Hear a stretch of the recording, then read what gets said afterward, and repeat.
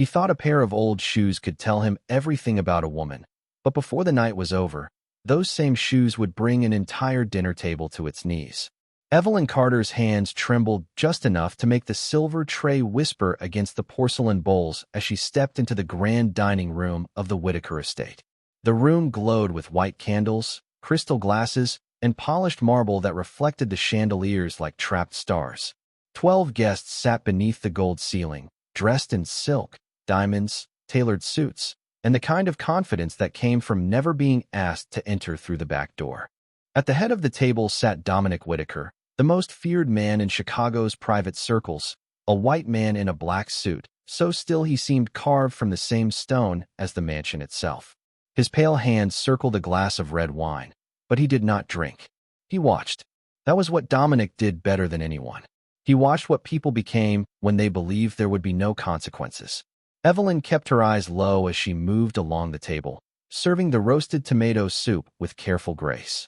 She was 29, black, soft-spoken, and almost invisible in the room, except for the one thing the room decided to notice. Her shoes. They were plain black work shoes, old at the seams, the left toe slightly scuffed, the heel worn down from too many late-night walks to the bus stop. Evelyn had polished them before her shift with the corner of an old washcloth, but polish could not hide years of survival. Vanessa Caldwell noticed them first.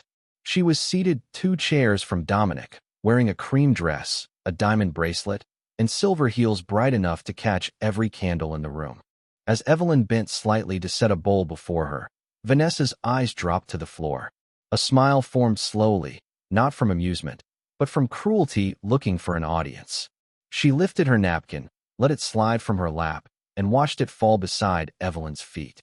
"Oh dear," Vanessa said, her voice sweet enough to poison tea. "Would you mind?" Evelyn paused, then lowered herself carefully to pick it up. Before her fingers reached the linen, Vanessa placed the sharp edge of her expensive heel lightly on the front of Evelyn's shoe, pinning it in place. The room noticed. A businessman across the table smirked. Someone coughed to hide a laugh. Evelyn froze, one hand hovering above the fallen napkin, her tray balanced against her hip, her breath held somewhere behind her ribs.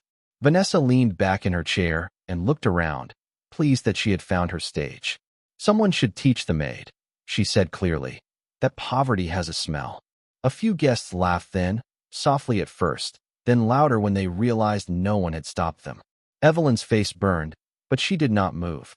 She could feel the heat of the soup bowls, the cold of the marble floor beneath her soles, the pressure of Vanessa's heel against the one pair of shoes she had left.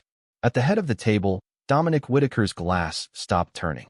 No one saw it except Evelyn. Vanessa's smile widened. "Actually," she continued, "maybe she should take them off. Put them on the table. Let everyone see what kind of shame she dragged into dinner."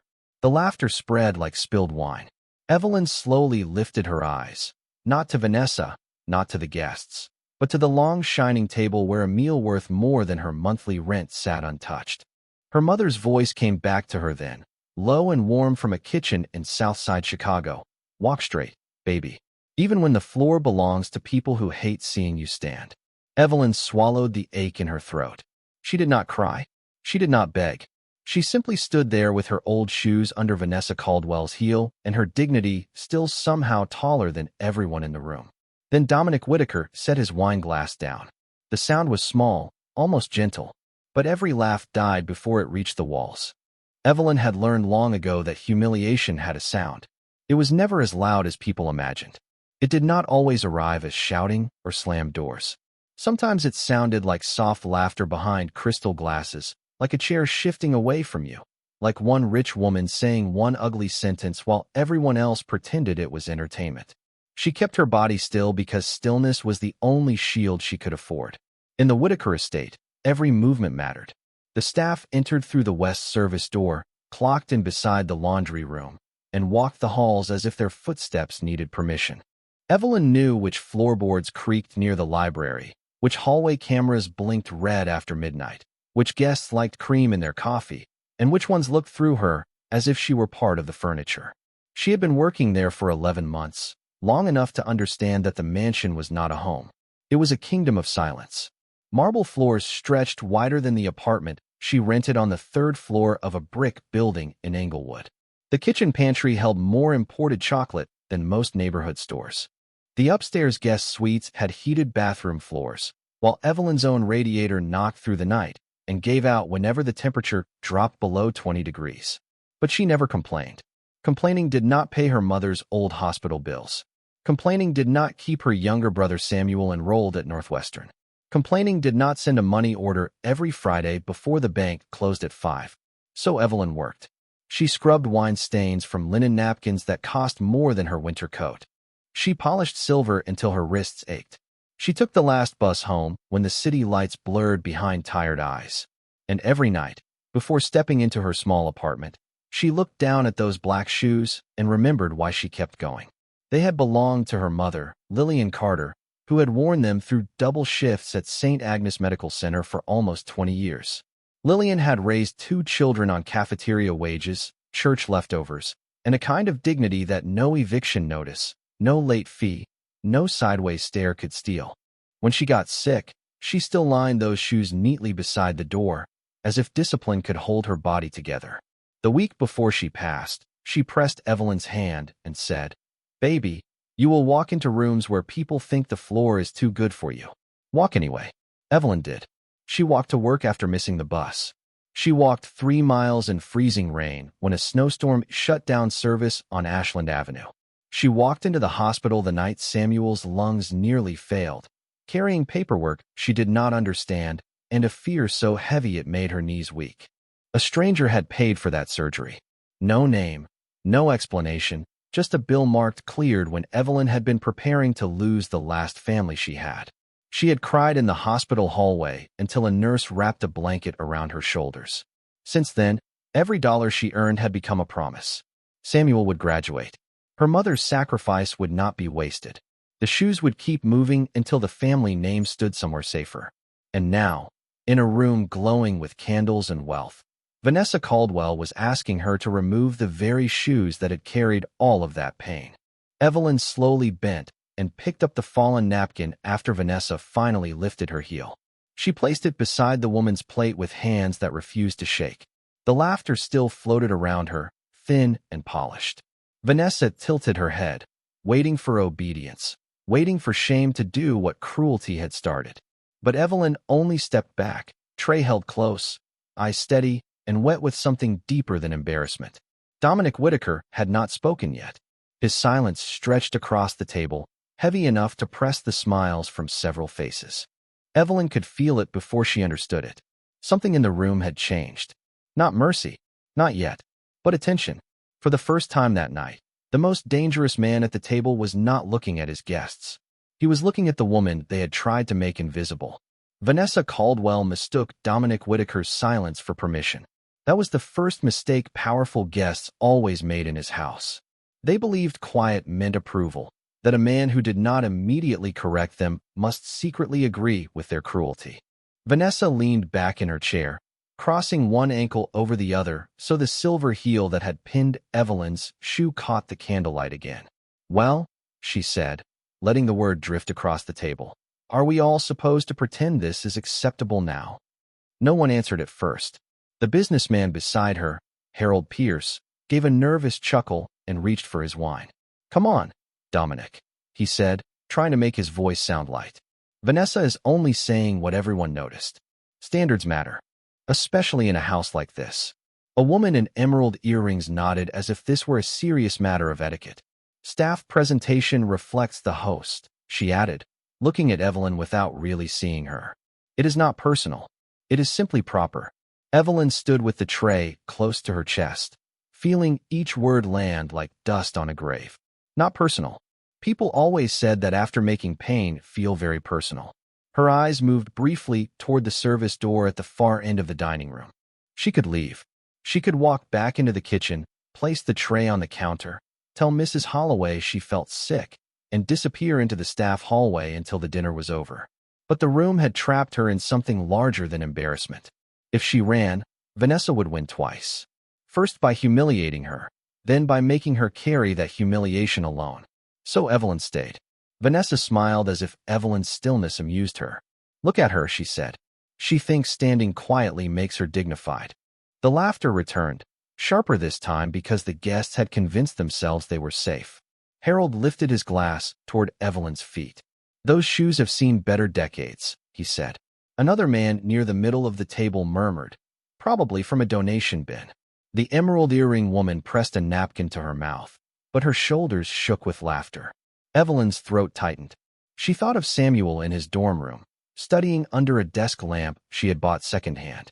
She thought of the text he had sent that morning, telling her he had passed his chemistry exam.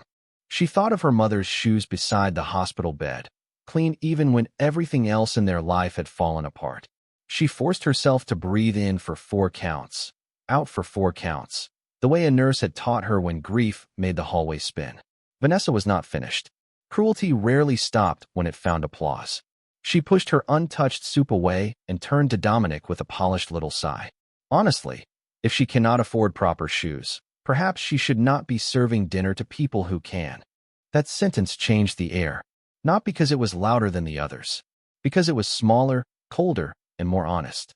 It revealed the thing beneath the jokes, the belief that money did not just buy comfort, but rank. That a woman carrying soup could be measured by leather, by polish, by whether her pain looked presentable enough for rich eyes. At the head of the table, Dominic's hand left the stem of his wine glass. He folded his fingers slowly on the white tablecloth. The movement was so controlled that several guests stopped smiling without knowing why. Evelyn saw Mrs. Holloway standing half-hidden near the service entrance, one hand pressed to her chest, her face pale with worry. No one on staff interrupted a formal Whitaker dinner. Not unless there was a fire, a medical emergency, or Dominic himself gave the order. Vanessa followed Evelyn's gaze and noticed the housekeeper. "Wonderful," she said, brightening. "Maybe the staff can all learn together. Mrs. Holloway, is it? Do you inspect what your girls wear? Or do you just hope candlelight hides everything?" Mrs. Holloway opened her mouth, then closed it. She had worked for Dominic for 16 years, and even she did not know where the line was tonight.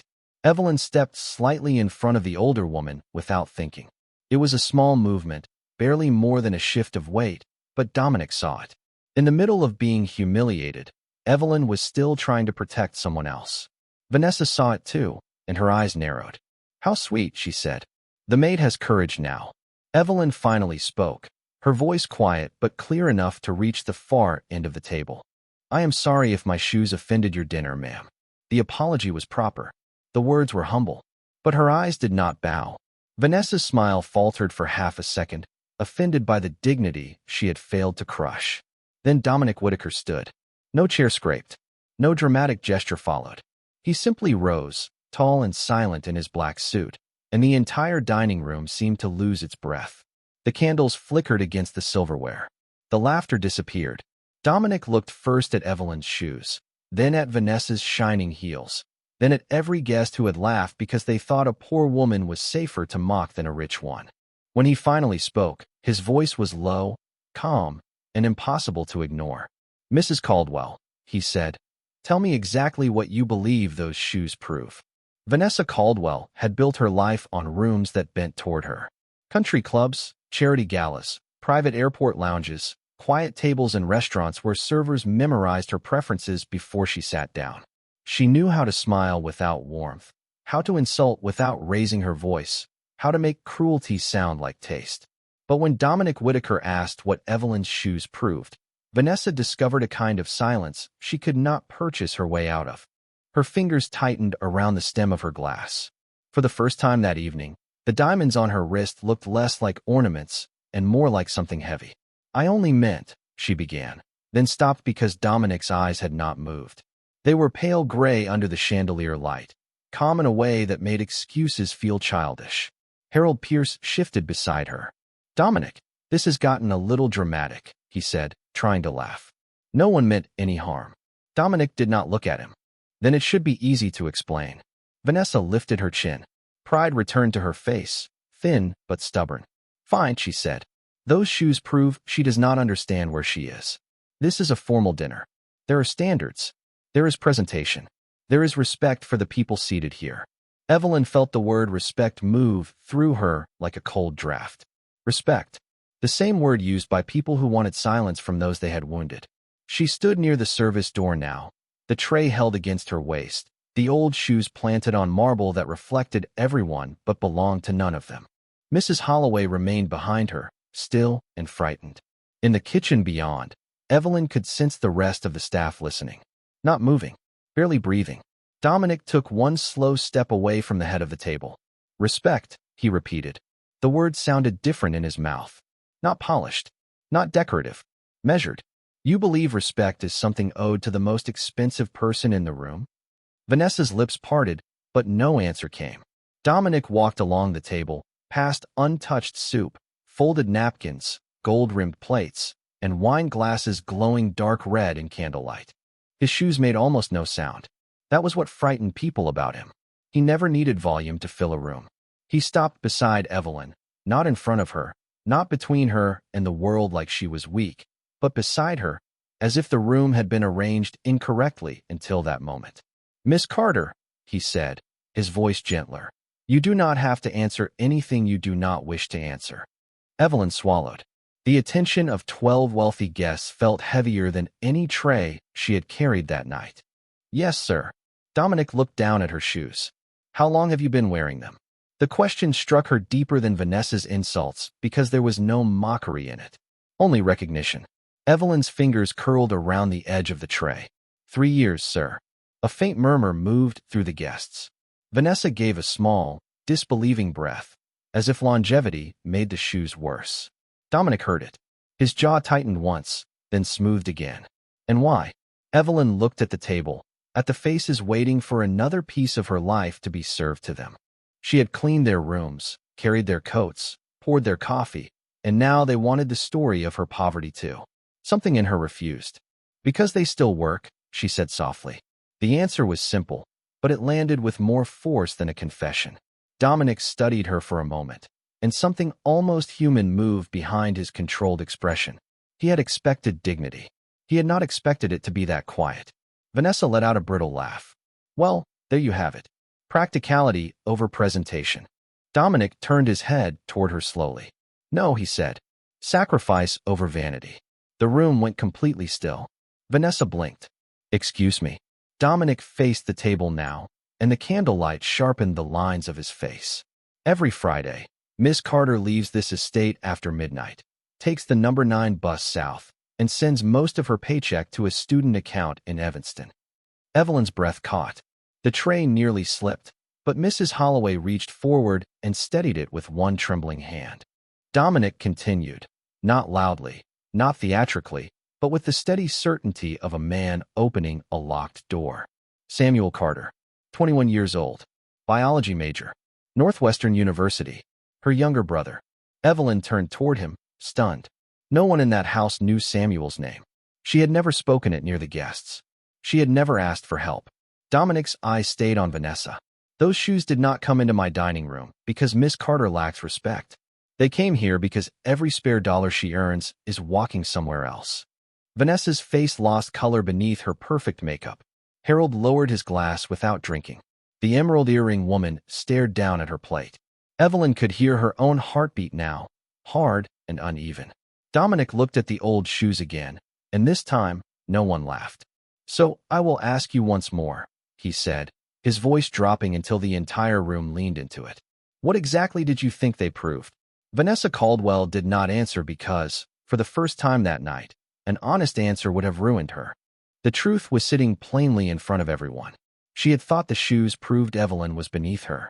She had thought old leather meant small worth, that worn heels meant a worn-out life, that poverty could be read like a stain and judged like a crime. But under Dominic Whitaker's stare, every pretty excuse she had rehearsed for years fell apart before it reached her tongue. Evelyn stood beside him with her tray still in her hands, too shocked to feel relieved. Samuel's name echoed in her chest like a door opening in a room she had locked. She had never told Dominic about her brother. She had never told anyone at the estate about the surgery, the tuition, the envelopes of cash, the late bus rides, the quiet arithmetic of survival.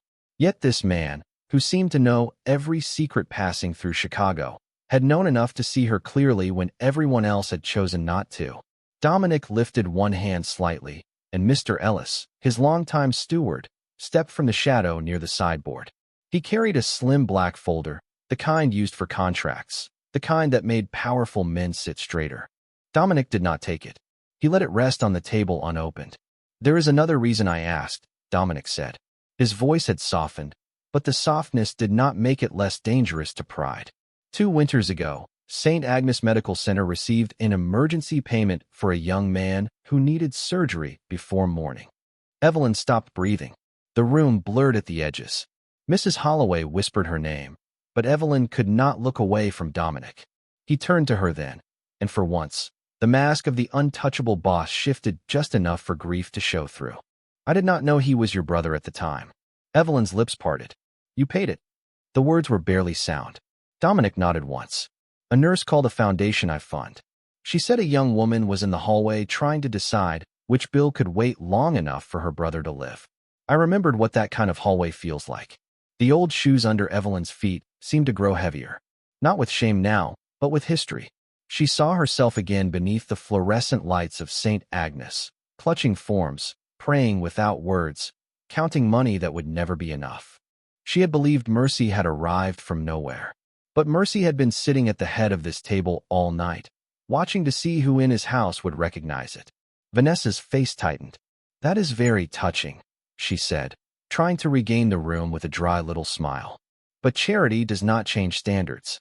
Dominic looked at her as if she had just closed the last door available to her. "No," he said. "It reveals them." He opened the black folder himself now and removed a single photograph sealed in clear plastic. He placed it gently on the white tablecloth. It showed a pair of small brown shoes, cracked at the sides, muddy at the soles, the laces tied in uneven knots. The guests stared, confused. Dominic did not explain immediately. He let the silence teach them discomfort. Then he said, "These belonged to me when I was 9. Harold Pierce looked up sharply, as if the idea of Dominic Whitaker as a poor child offended the image he preferred. Dominic kept his eyes on the photograph. "My grandmother brought me to a hotel restaurant on Michigan Avenue after saving for 3 months. A hostess looked at my shoes and told her there was a diner 2 blocks away that might be more comfortable for people like us." No one moved. Even the candles seemed quieter. "My grandmother thanked her," Dominic continued, "then took my hand and walked me out with her head high. Outside, she knelt on the sidewalk, wiped mud from my shoes with her handkerchief, and told me, 'Never let people who worship shine convince you that you are dull.'" Evelyn's eyes filled before she could stop them. The story crossed the room and found the child in every adult who had ever been measured unfairly. Dominic turned the photograph so it faced Vanessa. "So when you looked at Miss Carter's shoes, you did not expose her lack of dignity. You exposed your own inability to recognize it." Vanessa looked down. This time, not at Evelyn's feet, but at her own.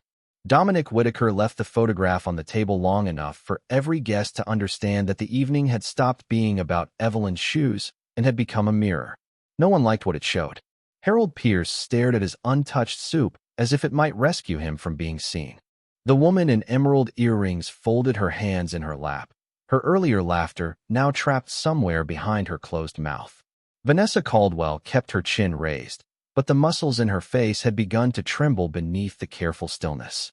She had expected Dominic to defend the reputation of his house. She had not expected him to place his own childhood on the table like evidence. Evelyn could barely stand. The tray in her hands felt weightless and impossibly heavy at the same time. She wanted to speak, to thank him, to ask why he had never told her, but her throat was full of every winter morning her mother had walked to work in those same shoes, every bus ride after midnight, every hospital hallway where hope had almost run out. Dominic glanced at Mr. Ellis. "Bring them," he said. The steward bowed once and disappeared through the side door. No one asked what he meant. In that room, curiosity had finally learned manners. Vanessa swallowed and forced a small laugh that sounded nothing like laughter.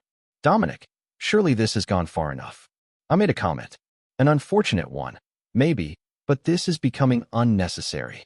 Dominic looked at her with the calm patience of someone who had already measured the cost of every person present. "Unnecessary is making a woman remove her dignity for your amusement." The words settled over the table like ash. Vanessa's lips pressed together. "I never asked her to remove her dignity." "No," Dominic said. "You asked her to remove the shoes that carried it." Before Vanessa could answer, Mr. Ellis returned with 2 members of the household staff. They carried a long velvet-lined serving tray, the kind usually reserved for vintage champagne or ceremonial gifts. But tonight, there were no bottles on it. One by one, under Dominic's direction, the staff placed pairs of shoes onto the empty space at the center of the dining table. Vanessa's silver heels came first, lifted carefully from beside her chair after she slipped them off with stiff embarrassment. Then Harold's Italian loafers. Then the polished black Oxfords of the man who had joked about the donation bin. Then the delicate cream pumps of the woman with emerald earrings. The guests obeyed because refusal would have revealed even more than obedience. Soon the table that had been dressed for wealth held the evidence of it.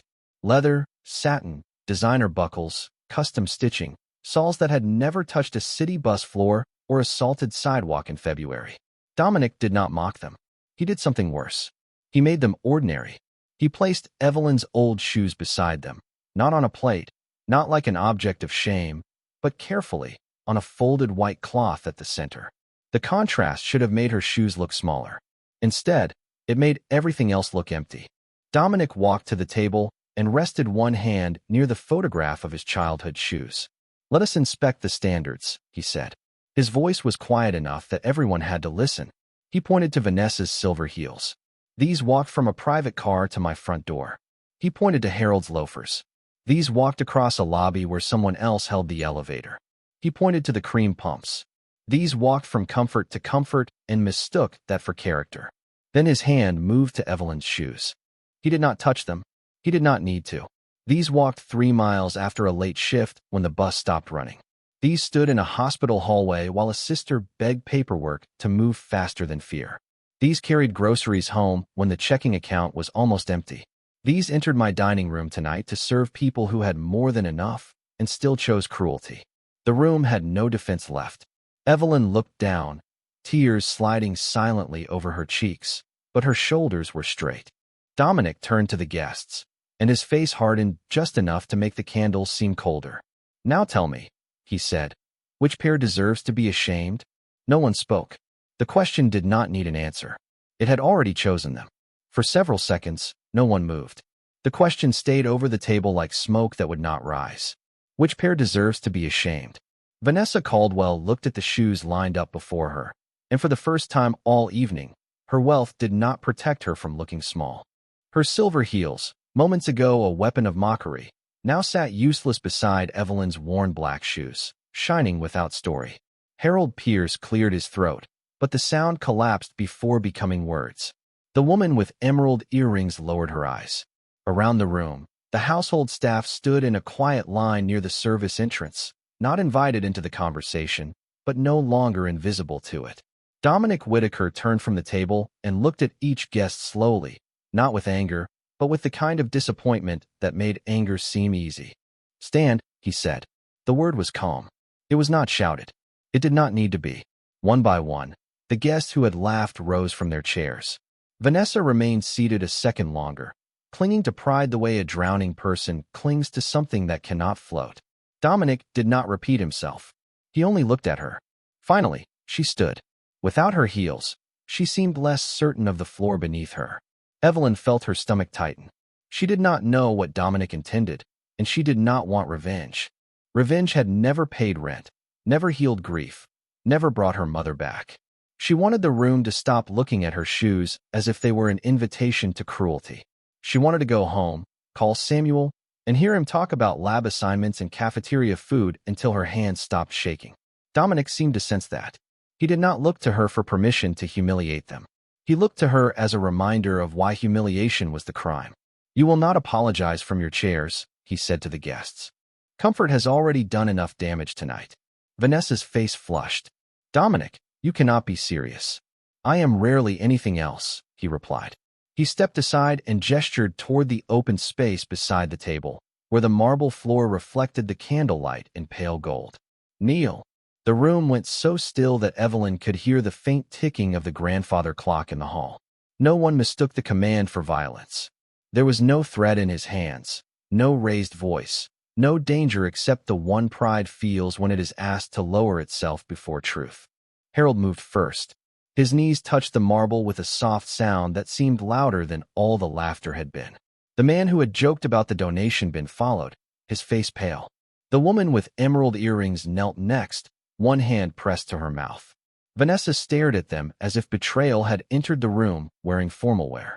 Then Dominic's eyes returned to her. "You wanted everyone to look at her shoes," he said. "Now everyone is looking at you." Vanessa's shoulders dropped. Slowly, stiffly, she lowered herself to the floor. Her cream dress spread around her like spilled pride. She did not look at Evelyn. Not yet. Dominic's voice softened, and somehow that made it cut deeper. "Now," he said, "say what you should have said before cruelty made you brave." Harold swallowed. "Miss Carter," he said, his voice rough, "I am sorry." The others followed, unevenly, awkwardly, each apology stripped of elegance by the position they were in. The words were not beautiful. They were not enough. But they were finally pointed in the right direction. Vanessa remained silent until the silence itself turned on her. Evelyn looked at her, not with hatred, but with exhausted patience. That patience did what Dominic's power could not. It made Vanessa understand that the woman she had tried to reduce had been standing above her all along. "Miss Carter," Vanessa whispered, her voice breaking around the name she had avoided using. "I am sorry for what I said. I am sorry for what I made this room become." Evelyn's tears fell, but her chin stayed lifted. She nodded once, not to excuse the cruelty, but to release herself from carrying it any farther. Dominic looked at the kneeling guests, then at the old shoes resting on the white cloth. "Remember this feeling," he said quietly. "It is the weight you tried to put on her." The apologies did not erase what had happened, but they changed the shape of the room. A few minutes earlier, Evelyn Carter had been standing alone with her old shoes under judgment.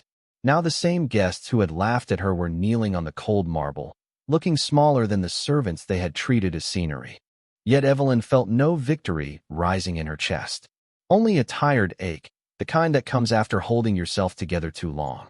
She looked at Vanessa Caldwell, at Harold Pierce, at the woman with emerald earrings, and realized that shame had finally found the right address. Dominic Whitaker saw the tremor move through Evelyn's hands before anyone else did. He stepped toward her slowly, careful not to turn the moment into a performance. "Miss Carter," he said, "you may set the tray down." Evelyn looked down as if she had forgotten she was still holding it. Mrs. Holloway reached for it, but Dominic lifted one hand gently. "No," he said, "not a staff." He took the silver tray himself. For the first time in 11 months, the head of the Whitaker house carried what Evelyn had been expected to carry. The sight struck the room harder than any command. Dominic placed the tray on the sideboard, then returned to the table where her shoes rested on the folded white cloth. Evelyn's breath caught when he reached for them, not because she feared mockery now, but because no one besides her mother had ever touched those shoes with care. Dominic lifted them as if they were not worn leather, but memory. He lowered himself to one knee in front of Evelyn. The guests froze. The staff froze. Even Evelyn seemed to forget how to breathe. A man like Dominic Whitaker did not kneel. Not to rivals, not to bankers, not to judges in rooms where other men sweated through their collars. But here he was, on the same marble where he had sent the others down, holding a poor woman's shoes with both hands. "Mr. Whitaker," Evelyn whispered, taking half a step back. "Please, you do not have to do that." He looked up at her, and the sharpness in his face softened into something almost sorrowful. "That is exactly why I have to." His voice remained low enough that it felt meant for her, though everyone heard it. "No one at my table will ever make you feel ashamed of what helped you survive." He placed the shoes carefully on the floor before her, side by side, toes facing the long path back to the service door, the kitchen, the bus stop, the life that had made her strong. Evelyn slipped her feet into them. The leather was old. The left heel still leaned slightly. The scuffed toe remained. Nothing about them had changed, and yet everything had. Dominic stood and turned toward the kneeling guests. "You may rise when Miss Carter leaves this room with her head held high." No one moved. Evelyn looked toward the service entrance where the staff stood with wet eyes and straight backs. Mrs. Holloway gave the smallest nod, the kind older women give when words would break too much open. Evelyn wiped one tear from her cheek and stepped forward. Her shoes made a soft sound against the marble. Not polished, not expensive, but steady. As she passed Vanessa, the woman finally looked up. There was no defiance left in her face, Only the beginning of understanding, late and uncomfortable. Evelyn stopped beside her, not because Dominic told her to, not because the room demanded a gesture, but because her mother had raised her never to let cruelty decide who she became. "I hope," Evelyn said quietly, "the next person serving you does not have to teach you how to see them." Then she walked on. Every step carried more than her weight. It carried Lillian Carter's prayers, Samuel's future, the hospital hallway, the midnight bus, the years of being unseen, and the dignity that had refused to leave her body even when others tried to step on it. Behind her, Dominic watched in silence. For the first time that night, the dining room did not belong to wealth. It belonged to the sound of Evelyn Carter walking away unbroken. When Evelyn Carter disappeared through the service entrance, the dining room remained silent for several long seconds, as if the house itself needed time to understand what had just happened. The candles still burned. The soup still cooled in its gold-rimmed bowls. The expensive shoes still sat on the table beside the photograph of a poor boy's muddy pair. But nothing in that room felt elegant anymore. Dominic Whitaker looked at the guests who were still kneeling on the marble, waiting for permission to stand, and saw exactly what he had expected to see. Not monsters, not villains from old stories. Just ordinary people who had grown comfortable, confusing comfort with virtue. That, to him, was more dangerous than open cruelty, because it could sit at dinner, raise money for hospitals, shake hands with mayors, and still laugh when a working woman was made small. "Stand," he said at last. Chairs shifted. Fabric rustled. Knees straightened. No one reached for their shoes until Dominic gave the smallest nod. They collected them with the awkwardness of people handling evidence from their own trial. Vanessa Caldwell put her silver heels back on, but they did not return her height. Harold Pierce avoided everyone's eyes. The woman with emerald earrings whispered something that might have been a prayer or an apology to no one in particular. Dominic returned to the head of the table, but he did not sit.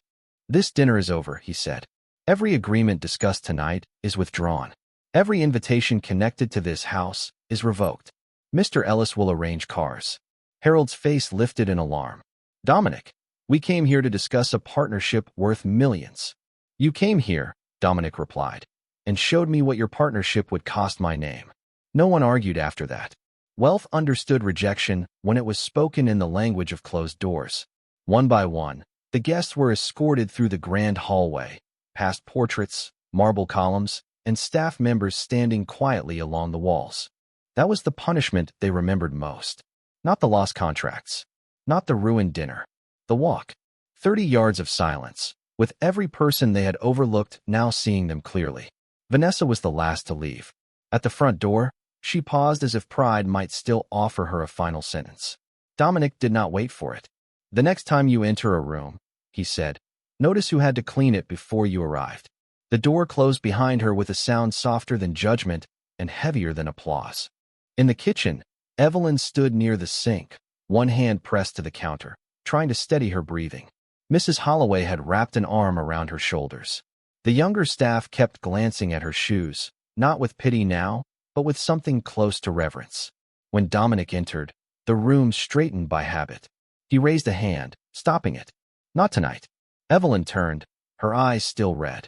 "Sir, I do not know what to say."